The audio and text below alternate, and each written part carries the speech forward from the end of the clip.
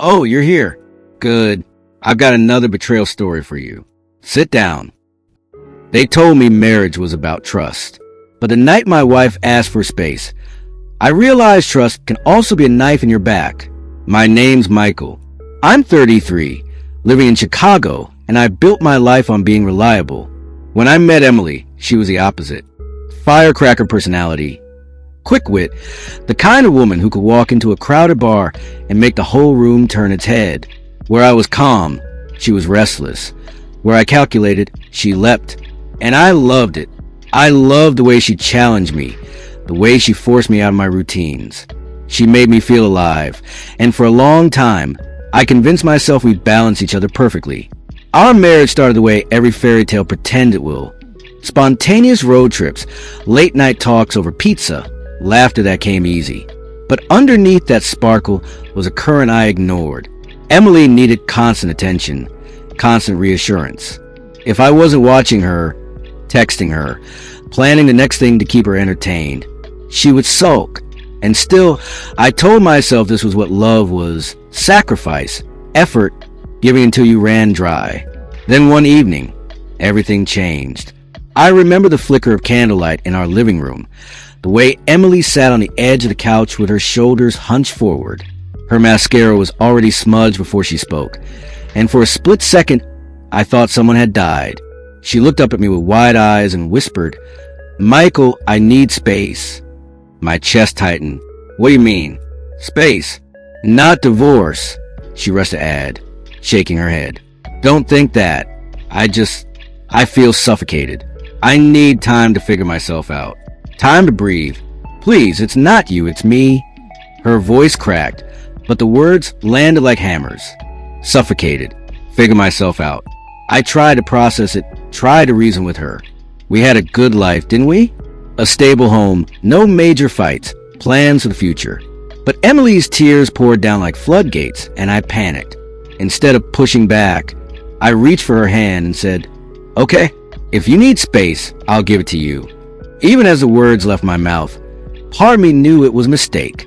But I told myself this was just another test of loyalty, another storm to weather, that if I stayed steady, she'd come back.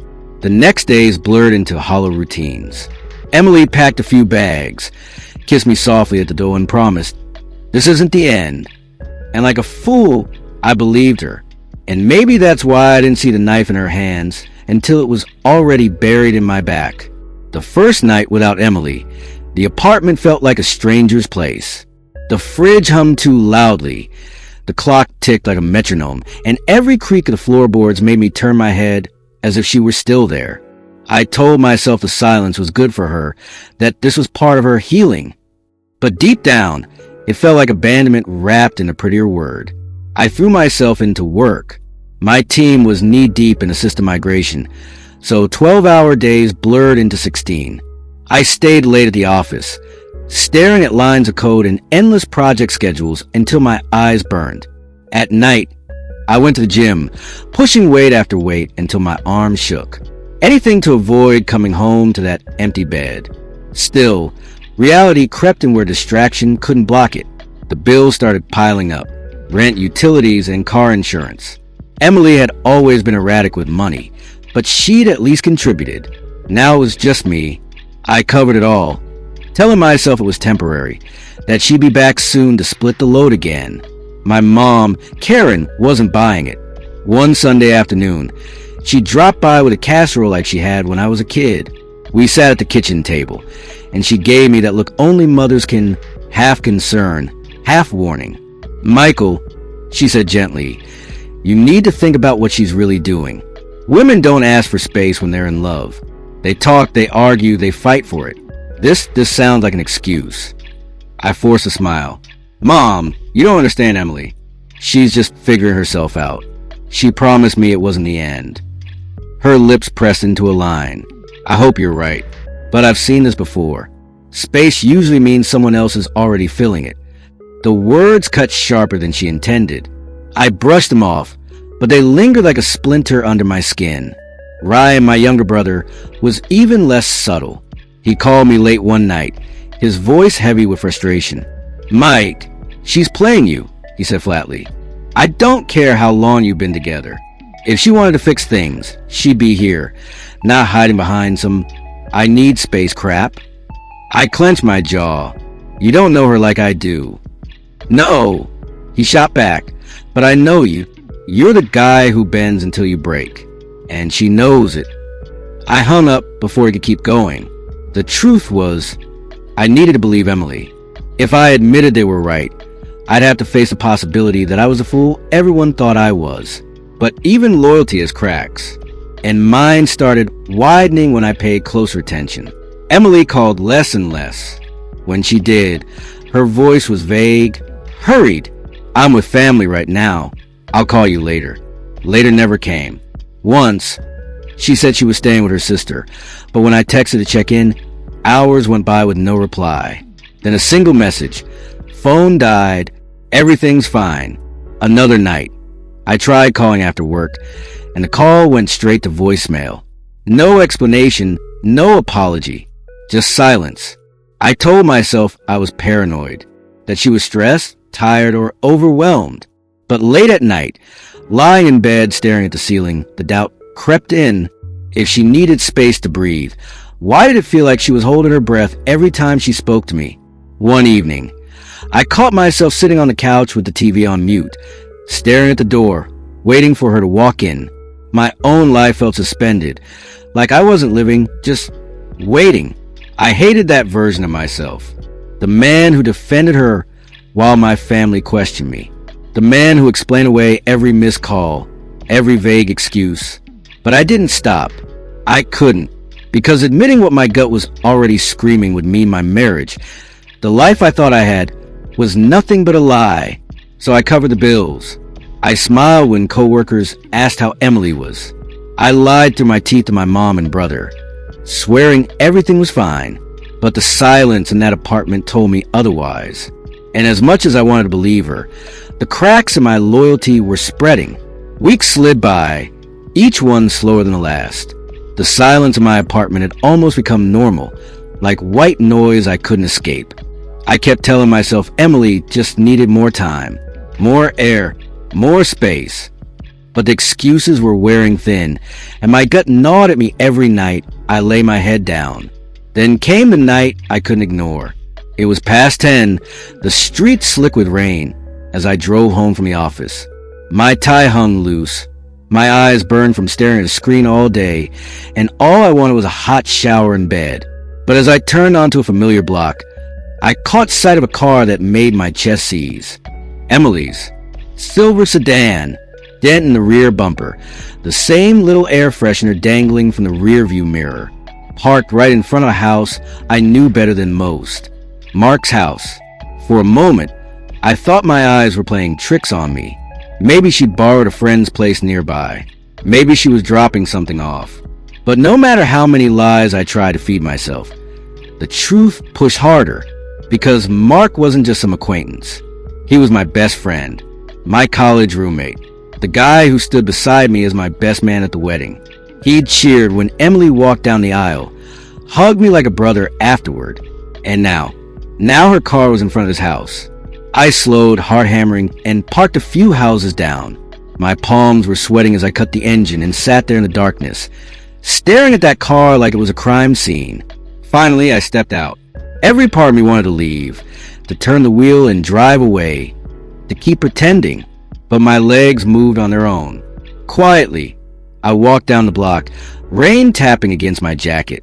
When I reached the side street, I angled toward the back, careful not to make a sound. Mark's living room windows glowed a warm yellow. Curtains half closed, but not enough. I moved closer, my stomach tightening with every step. And then I saw them. Emily, my wife, curled on the couch, half-dressed. Mark, shirtless, his arm draped around her shoulders like it belonged there. They were laughing, easy and comfortable, like this had been going on for months. Her head tilted back against him, his lips grazing her temple. I froze, rain dripping from my hair, my heart pounding so loud I was sure they'd hear it. But they didn't. They were too wrapped up in each other, tangled in a betrayal so obvious it made me sick. I wanted to pound on the glass.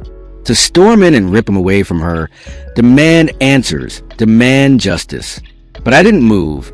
My fists clenched, nails digging into my palms, but my feet stayed planted. Because in that moment, I realized anger wouldn't fix it. Screaming wouldn't undo the months of lies. If I confronted them now, all I'd get were excuses. Twisted words from her mouth, smug silence from his. And then I'd be the crazy husband who misunderstood. So I stood there, staring until my chest ached, until the bile in my throat burned, until I couldn't take another second. Then I turned and walked away. Every step back to my car felt heavier than the last. My shoes splashed in puddles, my breath came ragged, and my vision blurred with more than rain. The image was burned into me. Emily's smile, Mark's touch, their laughter.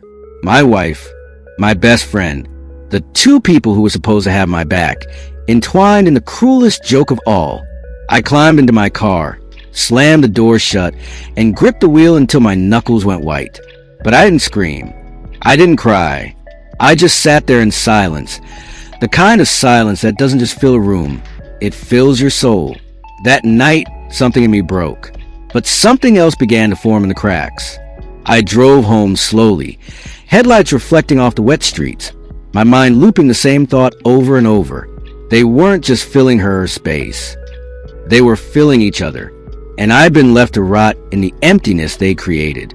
By the time I reached my apartment, the decision was made. Not to forgive, not to forget, but to wait. To let the truth burn into me.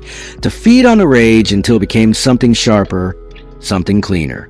Confrontation would come. Just not yet. 2 months passed. And in that time, I learned how to wear silence like armor. I buried my pain under long hours at the office, late nights at the gym, and weekends spent wandering the city just so I didn't have to be in that empty apartment. Emily and Mark stayed ghosts in my head, but the memory of them tangled together on his couch never left me.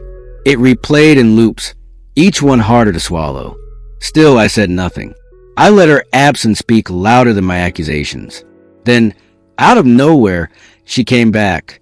It was a Sunday evening when I heard the key in the lock. For a split second, I thought I was dreaming.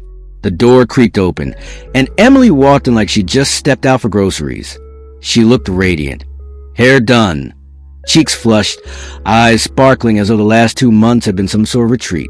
"Michael," she said, smiling widely. "I've missed you." I just stared. Part of me wanted to scream, to throw the truth in her face. But I forced myself into calmness, keeping my expression steady.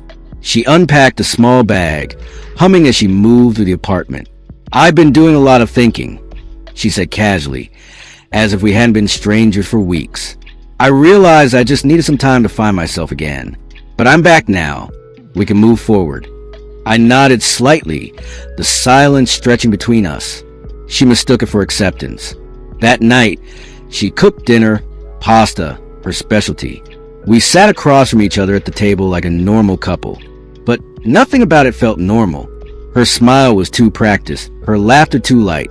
I waited for the moment she dropped the real reason for her sudden return. It came halfway through the meal. She set her fork down, eyes locked with mine, her hand reaching across the table. "Michael, I'm pregnant." The words hit like a hammer to the chest. My face stayed still, but inside, every nerve lit up. "Pregnant." She grinned, her voice trembling with excitement that sounded more rehearsed than genuine. "This is our chance. A fresh start. A family." I forced my lips into a faint smile, my heart pounding like a war drum. But I already knew. I knew whose house her car had been parked in. I knew what I'd seen through that window. And I knew damn well the timing didn't add up. But Emily was ready for that. She leaned in, eyes wide, words tumbling out in a rush. "I know what you're thinking, that the timing seems off. But the doctor explained it. Said ovulation can be delayed, that stress can shift everything around. It happens all the time. And remember, before I left, that night we tried again, that must have been it. Michael, this is yours. It's ours." She said it so quickly, so confidently, like she rehearsed it in front of a mirror.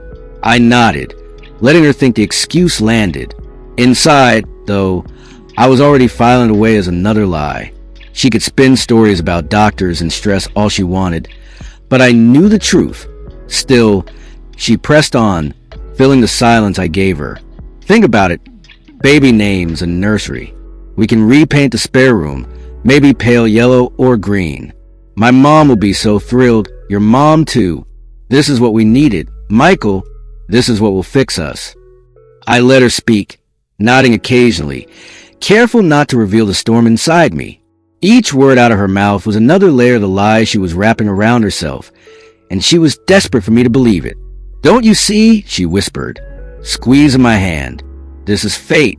We were meant to be parents. I held her gaze, but I didn't answer. Inside, my mind had already shifted. I wasn't thinking about baby names or nurseries. I was thinking about lawyers, paperwork, and the clean severing of ties. The next day, while Emily left for doctor's appointments, I knew better than question. I made an appointment of my own. A divorce lawyer downtown, a quiet man with sharp eyes and sharper words. He asked for details, and I gave him what mattered. Finances, property, the timeline. I didn't mention the pregnancy. Didn't even tell him about Mark. Not yet. Those were mine to hold.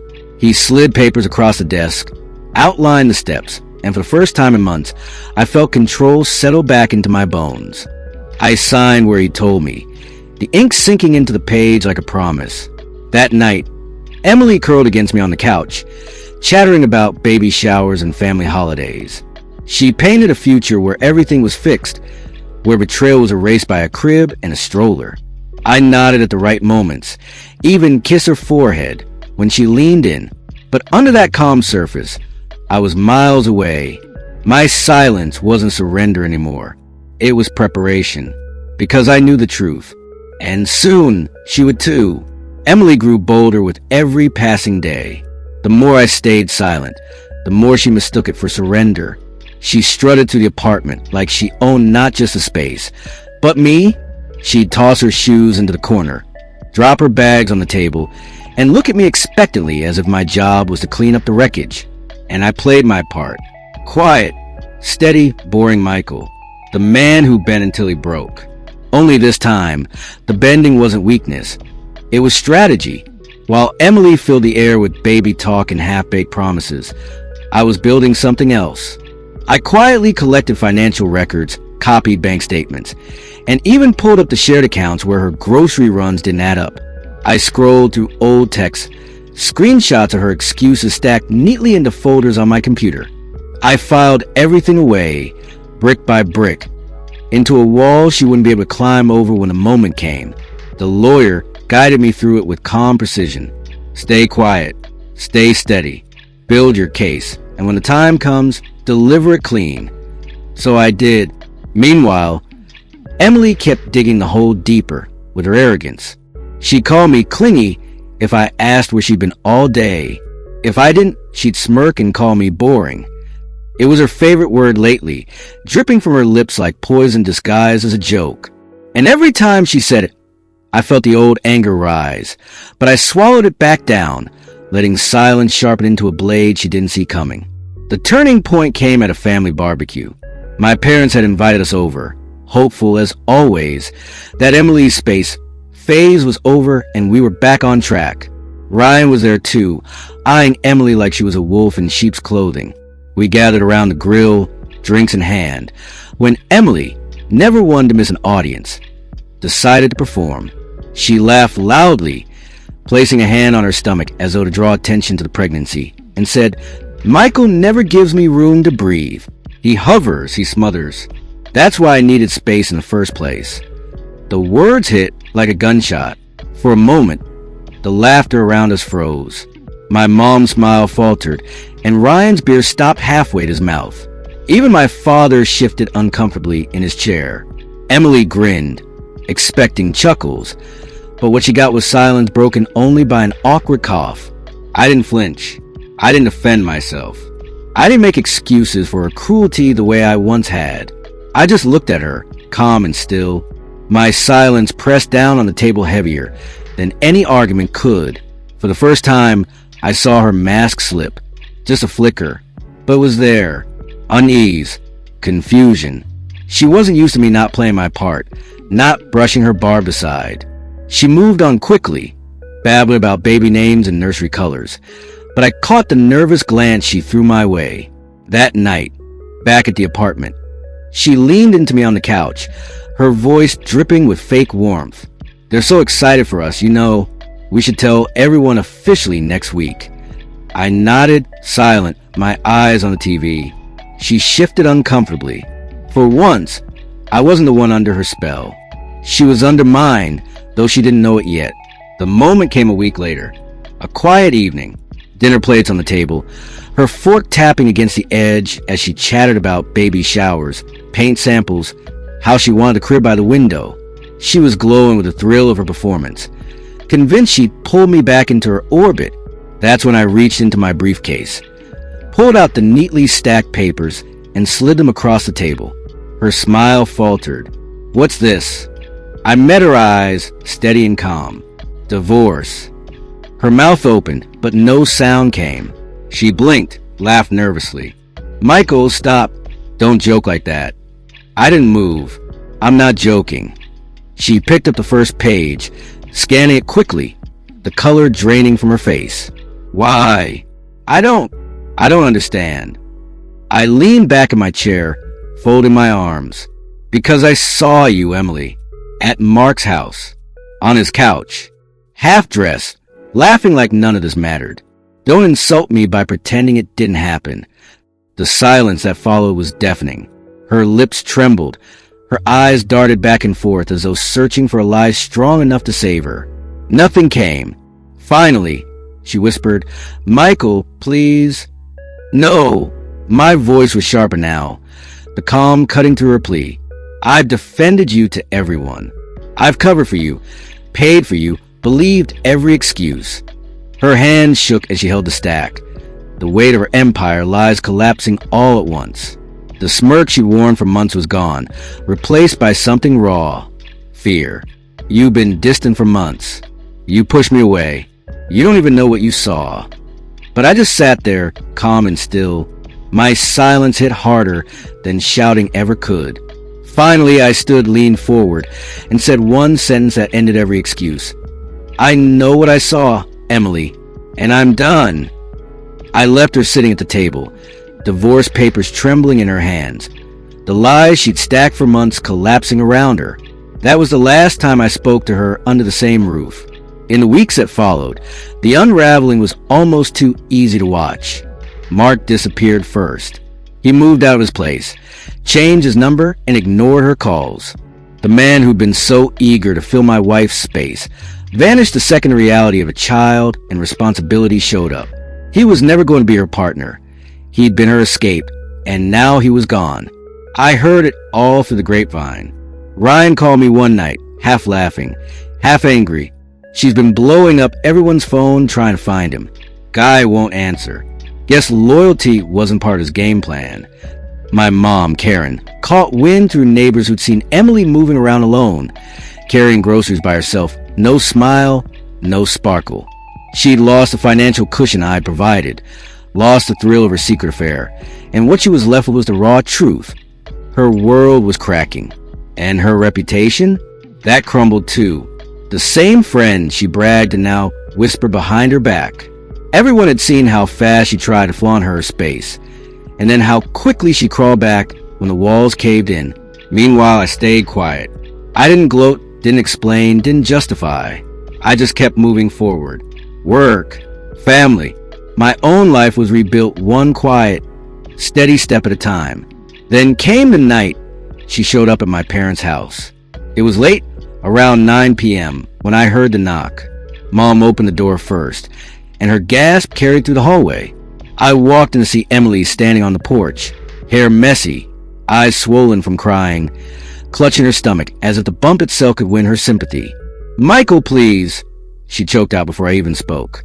"We need to talk." I didn't move. I just stood in the doorway, the warm glow of my parents' house behind me, the cold night air cutting between us. She reached out a trembling hand. "The baby, it needs a father. You know me better than anyone. I made mistakes, but we can fix this. We can start over." Her voice cracked, raw and desperate. Nothing like the confident woman who once told me she needed space. She was pleading now, begging for scraps of the loyalty she'd burned to ash. For a second, I almost pitied her, but then I remembered the couch, the laughter, the betrayal not just of me, but of our vows, of everything we'd built. I remember the smirk at the barbecue, the lies over dinner, the way she thought she could twist the pregnancy into a leash around my neck. I took a breath, calm and steady. You wanted space, Emily. I held her eyes, let the silence sink in.